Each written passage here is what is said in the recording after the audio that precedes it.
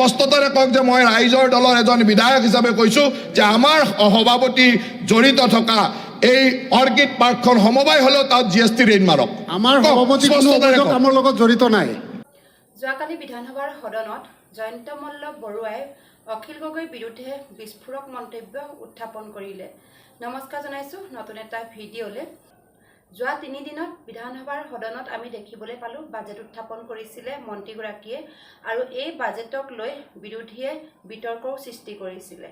এই বিতৰ্ক কৰা বিৰোধীসকলক মন্ত্ৰীগৰাকীয়ে প্ৰত্যুত্তৰ দিলে। লগতে অখিল গগৈ কাজিৰঙাত যিখন অৰ্কিড পাৰ্ক আছে সেই অৰ্কিড পাৰ্কক লৈও ভয়ংকৰ বিস্ফোৰক মন্তব্য যোৱাকালি তেওঁ উত্থাপন কৰা দেখা পোৱা গ'ল। আপোনালোকে এই গোটেই ভিডিঅ'টো সম্পূৰ্ণকৈ চাব। মন্ত্ৰীগৰাকীয়ে যোৱাকালি সদনত কি মন্তব্য উত্থাপন কৰিলে বিৰোধীসকলৰ বিৰুদ্ধে, লগতে অখিল গগৈ যিখন পাৰ্ক আছে সেই পাৰ্কখনক লৈও আৰু কি মন্তব্য কৰিলে এই গোটেই ভিডিঅ'টোৰ জৰিয়তে জানিবলৈ পাব। গতিকেলৈ বলক ভিডিঅ'টোৰ মাজলৈ যাওঁ। মুখ্যমন্ত্ৰী ডক্টৰ হিমন্ত বিশ্ব শৰ্মা ডাঙৰীয়াৰ দূৰদৰ্শী চিন্তা চৰ্চাৰে এই সদনত উত্থাপন কৰা বাজেটৰ ওপৰত যোৱা 3 দিনেই আমাৰ সদনত চৰকাৰ পক্ষ আৰু বিৰোধী পক্ষৰ বিধায়কসকলে বিভিন্ন ধৰণৰ বক্তব্য প্ৰদান কৰিলে। মই বক্তব্য প্ৰদান কৰা প্ৰতিগৰাকী বিধায়ককে ধন্যবাদ জ্ঞাপন কৰিছোঁ।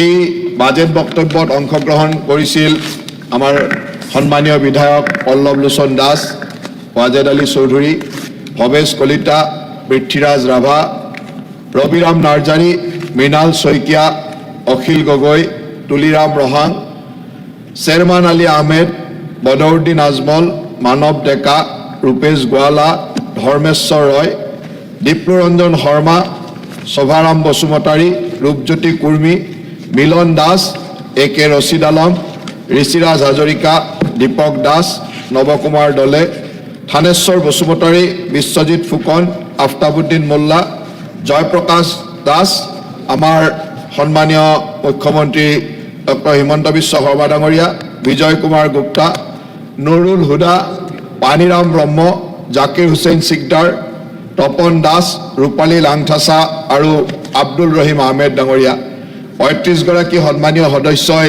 এই বাজেট বিতৰ্কত অংশগ্ৰহণ কৰিলে। মই সকলোকে ধন্যবাদ দিছোঁ। নিশ্চয়কৈ চৰকাৰ পক্ষৰ বিধায়কসকলে ভাল বুলি কৈছে আৰু বিৰোধী পক্ষই বিৰোধিতা কৰিব লাগে কাৰণেই বিৰোধিতা কৰি কিছু কথা কৈছে, কিন্তু মনত কথাৰ পৰা বুজা যায় যে তেখেতসকলৰ মনতো এই বাজেটখনে যে তেখেতসকলৰ সমষ্টি তেখেতসকলৰ অঞ্চলতো বহুত প্ৰভাৱ পেলাব সেই কথাও কিন্তু প্ৰাকে প্ৰকাৰে স্বীকাৰ কৰিছে। গতিকে মই সকলোকে ধন্যবাদ দিছোঁ। আমাৰ সন্মানীয় বিৰোধী দলৰ দলপতি ৱাজেদ আলী চৌধুৰী ডাঙৰীয়াই বাজেটৰ বিতৰ্কত ঋণৰ বোজাৰ ওপৰত তেখেতে কিছু কথা কৈছিলে। মই নিশ্চয়কৈ তেখেতৰ কথাখিনি স্পষ্টতাৰে এটা কথা কৈ থওঁ যে আমাৰ এই ঋণ লোৱাৰ যিটো এটা প্ৰণালী, এই ঋণ লোৱাৰ কাৰণে এটা প্ৰণালীবদ্ধ প্ৰক্ৰিয়া আছে। এইটো নহয় যে যধে মধে ঋণ ল'ব পাৰি, যধে মধে ঋণ ল'ব পাৰি, তাৰ কোনো প্লেনিং নোহোৱাকৈ ঋণ ল'ব পাৰি, এনেকুৱা কথা নহয়। ঋণ লোৱাৰ কাৰণে এটা প্ৰণালীবদ্ধ প্ৰক্ৰিয়া আছে। ভাৰতীয় ৰিজাৰ্ভ বেংক বা ভাৰত চৰকাৰৰ বিত্ত বিভাগৰ অনুমোদন সাপেক্ষে আমি ৰাজ্যখনৰ আৰ্থিক অৱস্থাৰ ওপৰত ভিত্তি কৰি ঋণ লোৱা যায় আৰু ঋণ লোৱাৰ এটা উচ্চ সীমা থাকে। গতিকে নিশ্চয়কৈ যোৱা কেইবছৰমানৰ পৰা আমি দেখিছোঁ যে বিৰোধী দলসমূহৰ বা বিৰোধীসকলে যেতিয়াই আলোচনা কৰে তেতিয়া অকল ঋণ লোৱাৰ কথা কয়, যে ঋণ ল'লে চৰকাৰখন ঢালত পোত গৈছে, এনেকুৱা ধৰণৰ কিছুমান অবান্তৰ কথা ৰাইজক এটা বিপথে পৰিচালিত কৰিবৰ কাৰণে কয়। সেই একেই ধাৰা আগত ৰাখি আমাৰ বিৰোধী দলৰ দলপতি ডাঙৰীয়াই এই কথাখিনি কৈছে। মই তেখেতক স্পষ্টতাৰে এটা কথা কওঁ যে ইয়াত ঋণ ল'বৰ কাৰণে এখন বৰোয়িং কেলেণ্ডাৰ থাকিব, ৰিপেমেণ্ট চিডিউল থাকিব আৰু বৰোয়িং কেলেণ্ডাৰ ৰিপেমেণ্ট চিডিউলসমূহ যাতে এনেকৈ কৰা হয় যাতে ঋণসমূহ আমি ঘূৰাই দিয়াত কেতিয়াও অসুবিধা নহয়। আজিলৈকে অসমে আনকি বিৰোধী দলপতিয়ে কোৱা বা তেখেতে প্ৰতিনিধিত্ব কৰা চৰকাৰখনে লোৱা ঋণো আজি আমাৰ চৰকাৰে সুন্দৰভাৱে ঘূৰাই দি আছে। কোনো ঋণ ঘূৰাই দিবলৈ অসুবিধা হোৱা নাই। আৰু আমি ঋণ লওঁতেও ইয়াত বৰোয়িং কেলেণ্ডাৰ, বৰোয়িং মানে চিডিউল, ৰিপেমেণ্ট চিডিউল ইত্যাদি সকলো আলোচনা কৰি ঋণ লোৱা হয়। সেইকাৰণে মই ভাবোঁ যে এই যে ঋণ লোৱাৰ ওপৰত এনেই কিছুমান পৰ্যালোচনা কৰি অৰ্থনীতিবিদসকলে যিটো কথা কয়, অৰ্থনীতিৰ নিয়মে যিটো কথা কয়, সেই নিয়মৰ ভিতৰতে আমি আছোঁ। আজি আপোনালোকে এই কথাটো জানিব যে আনকি বিৰোধী দলৰ দলপতি ডাঙৰীয়াই এই কথাটো ক'ব খুজিছে যে ঋণৰ বিপৰীতে মূলধনী ভয় বেছি হৈছে বুলি। মানে আনকি এনেকুৱা কথা কৈছে যে অনা উৎপাদনকাৰী কামত, প্ৰচাৰৰ কামত ঋণ লৈ খৰচ কৰিছে। কিন্তু আজিলৈকে আমাৰ বাজেটসমূহত বা আমাৰ খৰচৰ হিচাপত চাব, কেতিয়াও প্ৰতি বছৰে লোৱা ঋণৰ বিপৰীতে মূলধনী ভয় যদি চোৱা যায়, সদায় মূলধনী ভয় বেছি হৈ থাকে, ওপৰত থাকে। তাৰমানে এই কথাটো এনেই ৰাইজক কৈ দিব নালাগে, যিটো সঁচা কথা সেই কথাটো ৰাইজক কওক। গতিকে সমালোচনা কৰিবৰ কাৰণে যিখিনি সমালোচনা কৰিব পৰা কথা আছে, নিশ্চয়কৈ ৱাজেদ আলী চৌধুৰী ডাঙৰীয়াই বানপানীৰ কথা উল্লেখ নাই বুলি কৈছে। আমিতো গৌৰৱ কৰিম যে বানপানীৰ কথা এতিয়া উল্লেখৰ পৰা গৈ এতিয়া কৃষি জলসিঞ্চনলৈ যাব পৰা হ'লোঁ। যোৱা 5 বছৰ বানমুক্ত অসমৰ কথা কোৱা হৈছে। বানমুক্ত অসমৰ কাৰণে নতুন নতুন মাথাউৰি নিৰ্মাণ কৰা হ'ল, ৰোড কাম এম্ব্ৰেকমেণ্ট ষ্ট্ৰেংথেনিং কৰা হ'ল, বিভিন্ন ঠাইত মাথাউৰিবিলাকৰ সশক্তিকৰণ কৰি মাথাউৰি আৰু ৰাস্তা বনাই আমি যথেষ্ট পৰিমাণে বানপানীক নিয়ন্ত্ৰণ কৰিবলৈ সক্ষম হ'লোঁ। এতিয়া নদী আৰু মাথাউৰিৰ মাজৰ যিখিনি ঠাই, সেই ঠাইততো বানপানী হ'বই, পানী যেতিয়া বাঢ়িব তাত পানী হ'ব। কিন্তু মাথাউৰিৰ সিটো পাৰে পানী হোৱাৰ যিটো আগত যিটো মাথাউৰি ভাঙি যোৱা, মাথাউৰিৰ ইটো পাৰে পানী হয়, যথেষ্ট ক্ষতি হোৱা, এই কামবিলাক, এই ব্যৱস্থাবিলাক কমি আহিছে। গতিকে এইবাৰ চৰকাৰখনে কৈছে যে কৃষি আৰু জলসিঞ্চনক একত্ৰীকৰণ কৰি কৃষিৰ উন্নয়ন কেনেকৈ কৰিব পাৰি। আমাৰ বিৰোধী দলৰ নেতাগৰাকীয়ে ক'লে যে কৃষক বিৰোধী বুলিও এটা শব্দ ক'লে। গতিকে মইতো নাভাবোঁ যে য'ত কৃষি আৰু জলসিঞ্চনক একত্ৰিত কৰি সেই ধৰণৰ উন্নয়নৰ পৰিকল্পনা কৰা হৈছে, এই বাজেটখনত আমি 4,000 কোটি টকালৈকে জলসিঞ্চন ছেক্টৰত কৰাৰ কথা কোৱা হৈছে। এই বছৰ আমি 200 কোটি টকা বাজেটত আবণ্টন দিছোঁ এইকাৰণে যে আমি ইয়াৰ পৰিকল্পনা, আৰু ইয়াত এই কথাটো কোৱা হৈছে যে আমি যিটো প্ৰেছাৰ পাইপ, মানে পাইপ ইৰিগেশ্যন, যি পাইপ ইৰিগেশ্যন অসমত বিভিন্ন সময়ত আমি ছ'লাৰ ইৰিগেশ্যন, ড্ৰিপ বা বিভিন্ন ধৰণৰ স্পট ইৰিগেশ্যনৰ কাম কৰিছিলোঁ, এই কথাবিলাকে খুব বেছি ফলপ্ৰসূতা দেখা নগ'ল। অপেন ড্ৰেইন বনাইও ইৰিগেশ্যন কৰা হৈছিল অসমত। বিভিন্ন সময়ত বিভিন্ন ধৰণৰ বোকা মাটি ইত্যাদি সেই নলাবিলাক জাম হৈ যায়, বন্ধ হৈ যায়। এতিয়া আমাৰ চৰকাৰখনে এইবাৰ পৰিকল্পনা কৰিছে যে মাটিৰ তলেৰে পাইপ লৈ গৈ পাইপ ইৰিগেটেড হ'ব পাৰে নেকি, প্ৰেছাৰ পাইপ ইৰিগেশ্যনটোৰ কথা আজি আমাৰ চৰকাৰে কৈছে। আৰু চৰকাৰে কৈছে যে যিসমূহ নদীত 12 মাহে পানী থাকে, তেনেকুৱা নদীসমূহ আইডেণ্টিফাই কৰি তাৰ পৰা কিমান দূৰলৈকে পথাৰ জলসিঞ্চন কৰিব পাৰি। আন এটা ভূটানৰ পাদদেশত থকা বা অৰুণাচলৰ পাদদেশত য'ত পানীৰ উৎস আছে, তাৰ পৰা আমি কেনেকৈ ইৰিগেশ্যন বা জলসিঞ্চন কৰি খেতি পথাৰখন কৃষকে 12 মাহে খেতি কৰিব, 2-3টাকৈ খেতি কৰিব পৰা যিটো পৰিৱেশ। কাৰণ আজিৰ তাৰিখত প্ৰকৃতিৰ ওপৰত নিৰ্ভৰশীল খেতি সম্ভৱে নহয়। কাৰণ গোটেই গ্ল'বেল ৱাৰ্মিঙৰ যিটো পৰিৱেশ, ইয়াত য'ত আগতে বৰষুণ হৈছিল তাত খৰাং হৈছে, য'ত খৰাং হৈছিল তাত বৰষুণ হোৱা হৈছে, য'তে পৰিৱৰ্তন এটা হৈছে। গতিকে আজি আৰু প্ৰকৃতিৰ ওপৰত নিৰ্ভৰশীল খেতি হ'ব নোৱাৰে। সেইকাৰণে সেই ধৰণৰ ইৰিগেশ্যন ব্যৱস্থাৰ কথা কৈ আজি আমাৰ বাজেটখনে এক কৃষকৰ বন্ধু বাজেট, যে কৃষকে কেনেকৈ 12 মাহে খেতি কৰিব পাৰে, কেনেকৈ তেওঁলোকৰ আয়ৰ উৎস বঢ়াব পাৰি, সেই ধৰণৰ চিন্তাবিলাক আজি কৰা হৈছে। কিমান, কাৰণ এইখন ৰাজ্যই হ'ল কৃষি প্ৰধান ৰাজ্য, গতিকে কৃষি আৰু জলসিঞ্চনক গুৰুত্ব দিয়াৰ লগে লগে তাকো উপলুঙা কৰা মানুহ আছে। গতিকে মই ভাবোঁ যে যদি আপোনালোকে ভিতৰলৈকে চাবলৈ যায় যে বাজেটখনে কি ধৰণৰ ভিজন লৈ কাম কৰিছে। আজি মুখ্যমন্ত্ৰী ডাঙৰীয়াৰ বিভিন্ন দীঘলীয়া দিনৰ অভিজ্ঞতা, প্ৰশাসনিক অভিজ্ঞতা, ৰাজনৈতিক অভিজ্ঞতা, অসমৰ সমাজ জীৱনৰ ওপৰত অভিজ্ঞতা, এই কথাবিলাকৰ দূৰদৰ্শী চিন্তা চৰ্চাৰে আজি বাজেটখন আমি বিধানসভাৰ মজিয়ালৈ আনিছোঁ।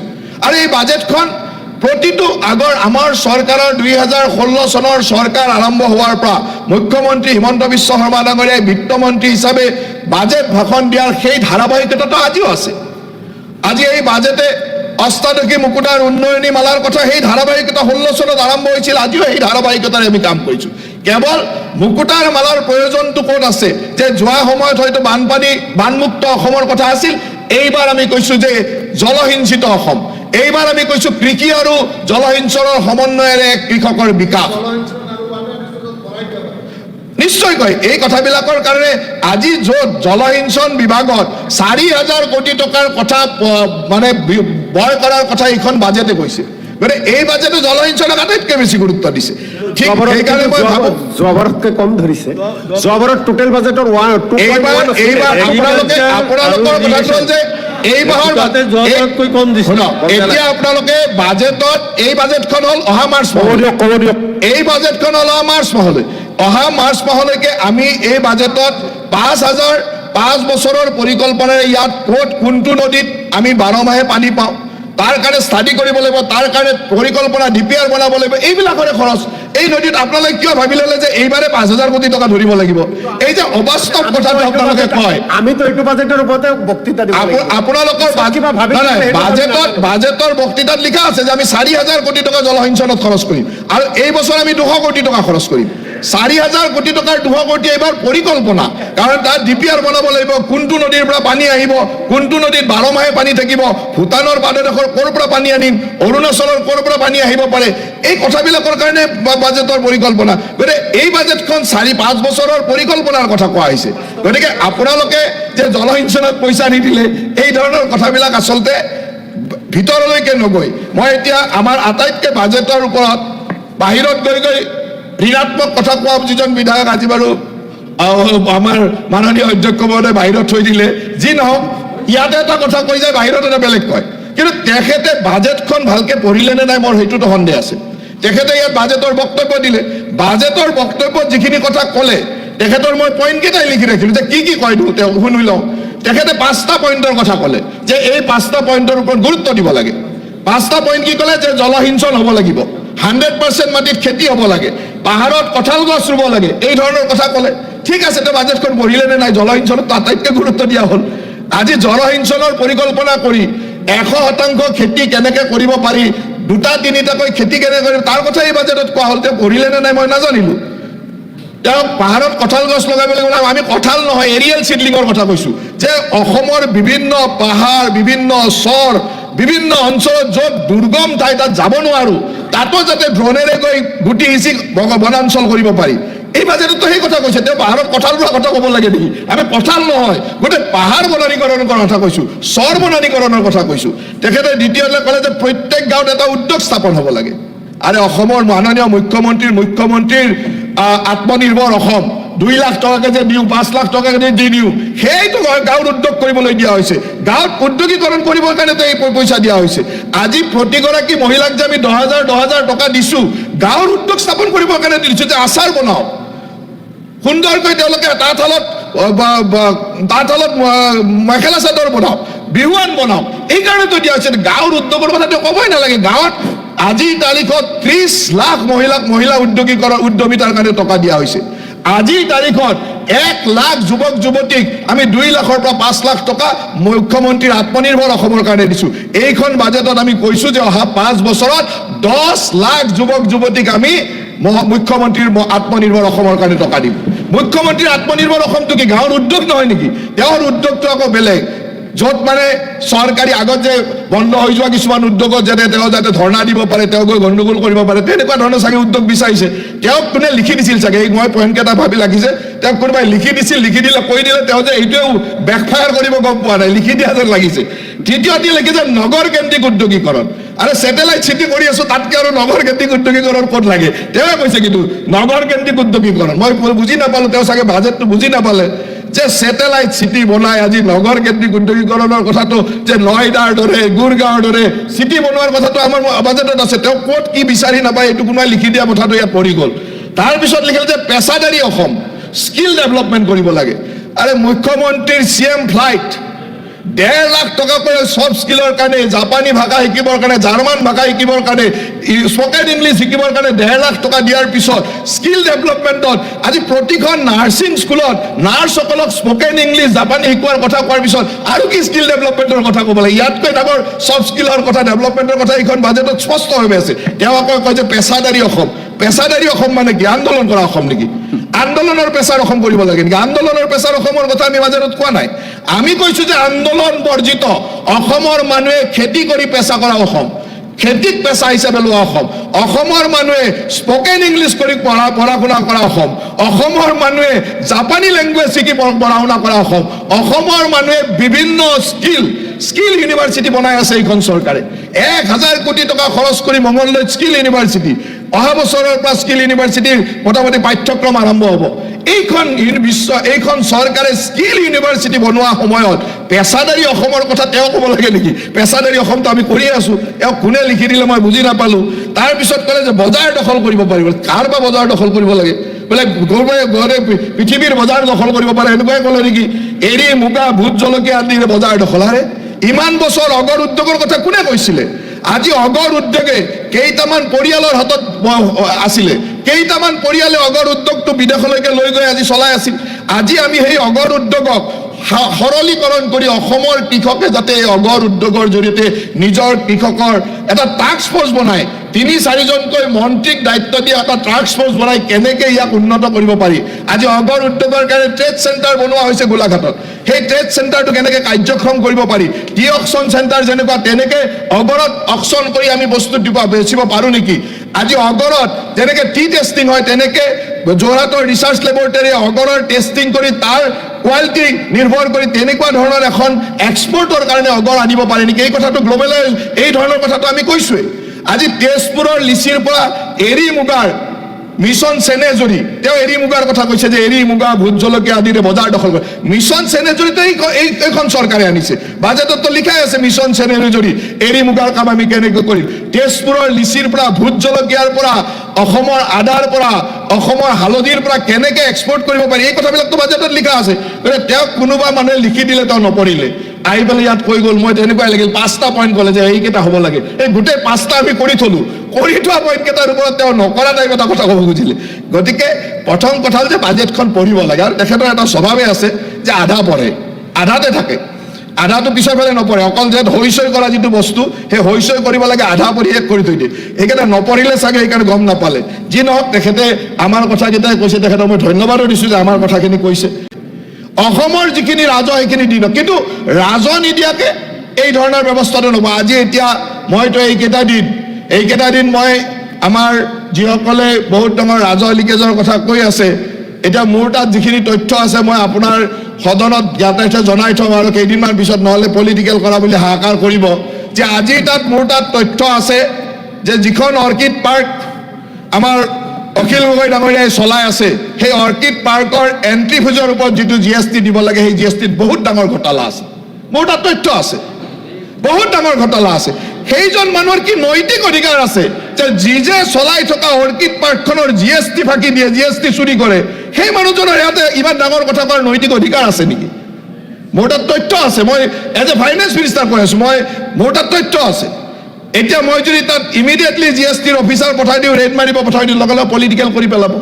যে আমাৰ এনেকুৱা পলিটিকেল কৰিলে বিৰোধীক হাৰাশাস্তি কৰিলে অমুক কৰিলে সেইকাৰণে মই সময়লৈ ৰৈ আছোঁ আপোনালোকৰ পৰা সন্মতি ল'ম যে আপোনালোকে সন্মতি দিয়ক যদি সন্মতি দিয়ে মই কালি অফিচাৰ পঠাই দিম সন্মতি দিয়ক আপোনালোকে যে পঠাব লাগে অসম বিধানসভাই সন্মতি দিয়ক বিৰোধী দলসকলে দিয়ক আপোনালোকে পিছফালে ৰাইজৰ দলৰ বিধায়ক আছে কওক আপোনালোকে যে আপোনালোকৰ ৰাইজৰ দলৰ নেতাই GST ফাঁকি দিয়াৰ অভিযোগ আহিছে কওক ৰেড কৰিব লাগে যদি কোৱাৰ হক নাই ৰেড কৰিব লাগে কওক আপুনি স্পষ্টতাৰে কওক মই কালি GST অফিচাৰ পঠাম মন্ত্ৰী মহোদয় এইটো সমবায়হে পৰিচালনা কৰি সমবায়খনতে যদি সমবায় তেওঁ অধ্যক্ষ ঠিক আছে সমবায় তেওঁৰ অধ্যক্ষ সমবায়খনে ফাঁকি দিছে সমবায়খনলৈ পঠাওঁ ৰেড মাৰো কওক আপুনি স্পষ্টতাৰে সমবায় গ'লে যাব নালাগে নেকি সমবায় পৰিচালনা কৰি সমবায়খনে তেওঁ অধ্যক্ষ সমবায় GST দিব লাগিব ন সমবায়তো GST মাফ নহয় সমবায় GST মাফ নেকি GST তো মাফ নহয় আপুনি স্পষ্টতাৰে কওক যে মই ৰাইজৰ দলৰ এজন বিধায়ক হিচাপে কৈছোঁ